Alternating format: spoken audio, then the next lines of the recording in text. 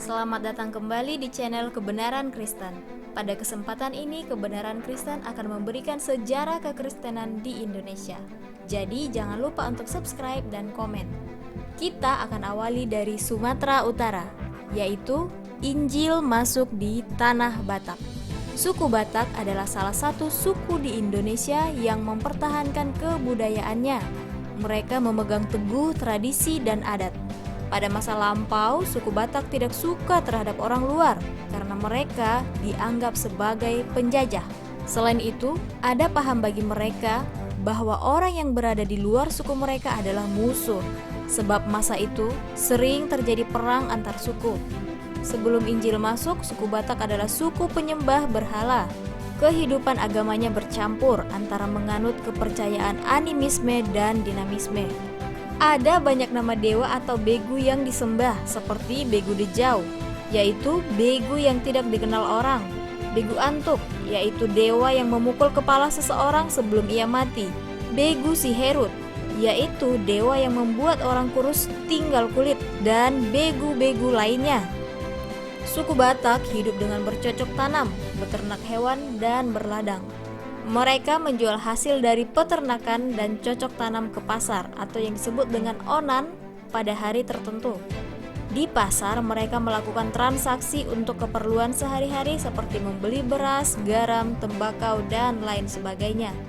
Keadaan yang dinamis ini sering terusik oleh permusuhan antara satu kampung dengan kampung lainnya. Tidak jarang permusuhan berakibat pembunuhan dan terjadi saling balas dendam turun-temurun. Jika di kampung terjadi wabah, kesialan, mereka akan meminta pertolongan Raja Sisingamangaraja yang berada di Bakara. Raja Sisingamangaraja kemudian datang dan melakukan upacara untuk menolak bala dan kehancuran. Hampir semua roda kehidupan orang suku Batak dikuasai oleh aturan-aturan adat yang kuat. Sejak mulai lahirnya seseorang, beranjak dewasa, menikah, memiliki anak, hingga meninggal harus mengikuti ritual-ritual adat. Berikut ini penjelasan mengenai masuknya penginjil ke Tanah Batak.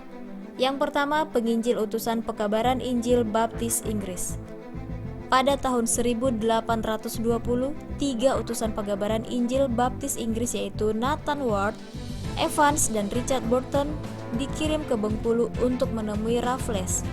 Kemudian Raffles menyarankan supaya mereka pergi ke utara, ke daerah tempat tinggal suku Batak yang masih kafir. Burton dan Ward menuruti perintah Raffles. Mereka pergi ke utara. Awalnya mereka bekerja di pesisir, kemudian pada tahun 1824 masuk ke daerah lebih dalam lagi, yakni Silindung, wilayah suku Batak Toba. Saat mereka tiba di Silindung, mereka diterima dengan baik oleh raja setempat. Namun, perjalanan penginjilan mereka terhenti ketika terjadi salah paham dengan penduduk. Penduduk salah menafsirkan khotbah penginjil tersebut yang mengatakan bahwa kerajaan mereka harus menjadi lebih kecil seperti anak kecil. Penduduk tidak suka hal ini, karena itu para penginjil tersebut diusir pada tahun itu juga. Yang kedua, penginjil utusan American Board of Commission for Foreign Mission. Pada tahun 1834, 2 orang Amerika yaitu Manson dan Lyman yang merupakan utusan gereja Amerika diutus oleh The American Board of Commissioners for Foreign Mission di Boston untuk masuk ke Sumatera. Pada tanggal 17 Juni 1834, mereka tiba di Sibolga dan menetap beberapa hari di sana. Pada tanggal 23 Juni 1834, mereka berangkat menuju pegunungan Silindung. Dalam perjalanan ketika tiba di pinggir lembah Silindung pada malam hari 28 Juni 1834, mereka dihadang, ditangkap, dan dibunuh di dekat Lobu Pining. Pembunuhnya adalah Raja Panggalamei yang merupakan raja di Pintu Bosi yang tinggal di Singkang. Ia membunuh bersama dengan rakyatnya. Yang ketiga, penginjil utusan Badan Misi dari Jerman. Pada tahun 1840, seorang ilmuwan berkebangsaan Jerman yaitu Franz Wilhelm Junghun melakukan perjalanan ke daerah Batak dan kemudian menerbitkan karangan tentang suku Batak. Dalam buku tersebut, Junghun menasihatkan pemerintah kolonial untuk membuka zending Kristen guna membendung pengaruh agama lain di bagian utara Pulau Sumatera. Karangan tersebut sampai ke tangan tokoh-tokoh lembaga Alkitab Netherlands di Belanda, hingga mereka mengirim seorang ahli bahasa bernama Nieuwboer van der Toek untuk meneliti bahasa Batak dan untuk menerjemahkan Alkitab. Van der Toek adalah orang Barat pertama yang melakukan penelitian ilmiah tentang bahasa Batak, Lampung, Kawi, dan Bali.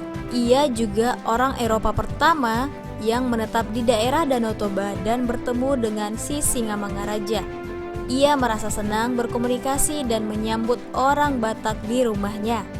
Van der Toek memberi saran supaya lembaga Zending mengutus para penginjil ke Tapanuli langsung ke daerah pedalamannya. Pada tahun 1857, pekabar Injil Van Asselt, utusan dari jemaat kecil di Ermelo, Belanda, melakukan pelayanan di Tapanuli Selatan.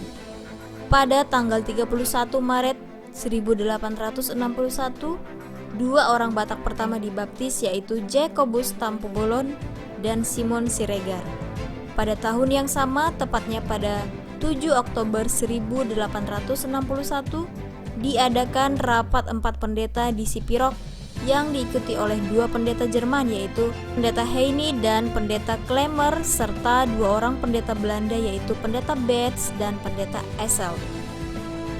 Mereka melakukan rapat untuk menyerahkan misi penginjilan ke Badan Misi Jerman. Hari tersebut dianggap menjadi hari berdirinya Huria Kristen Batak Protestan, atau yang sering kita singkat dengan HKBP. Kemudian Ludwig Ingwer Nommensen tiba di Padang pada tahun 1862.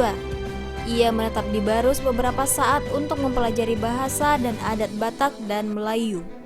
Ia tiba melalui badan misi dari Jerman.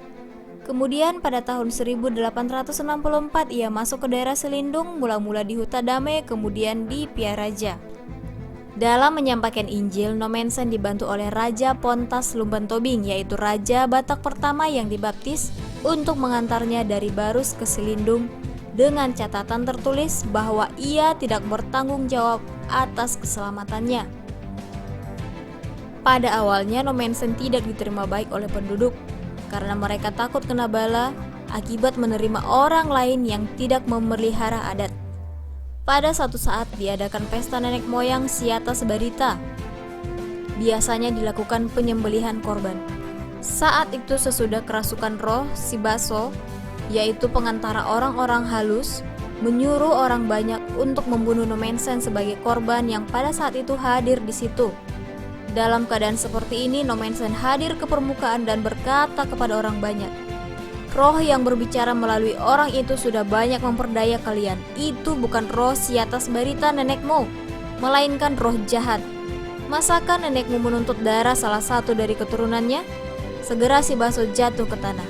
Nommensen menghadapi keadaan yang menekan. Nommensen tetap ramah dan lemah lembut hingga lama-kelamaan membuat orang merasa enggan dan malu berbuat tidak baik padanya. Pada satu malam ketika para raja berada di rumahnya hingga larut malam dan tertidur lelap, Nommensen mengambil selimut dan menutupi badan mereka hingga pagi hari mereka terbangun dan merasa malu melihat perbuatan baik Nommensen.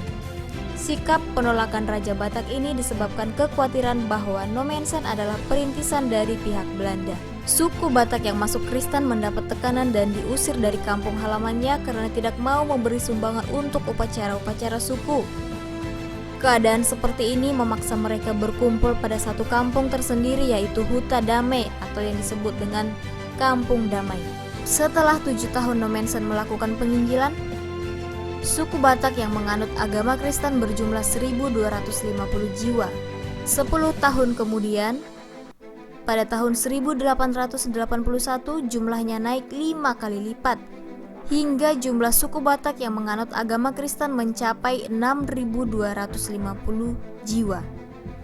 Pada tahun 1918 sudah tercatat 185.731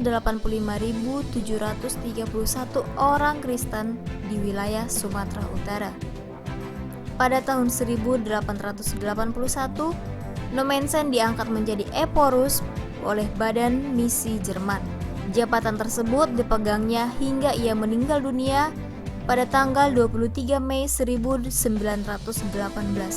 suku Batak memberi gelar kepada Nomensen dengan sebutan Oputa atau nenek kita. Demikianlah sejarah kekristenan di Sumatera Utara dari Kebenaran Kristen. Semoga bermanfaat. Tuhan Yesus memberkati.